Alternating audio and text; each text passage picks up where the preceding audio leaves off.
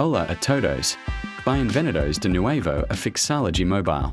Si eFootball tien lago funciona con pocos FPS, aquí les mostramos como solucionarlo rápidamente.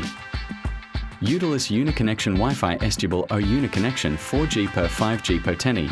YCL las aplications que se ejecutan en segundo plano.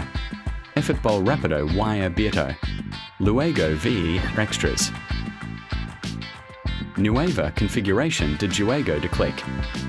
A continuación, pulsa en gráficos.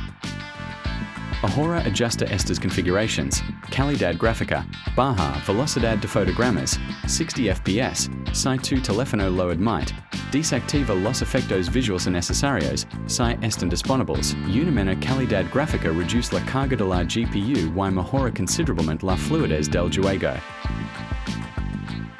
Libera espacio de almacenamiento. Reinicia tu teléfono y actualiza eFootball a la última versión. Eso es todo. Estos sencillos consejos pueden mejorar tu experiencia de juego y reducir el lag. Si este video te fue útil, dale me gusta, suscríbete y nos vemos en el próximo.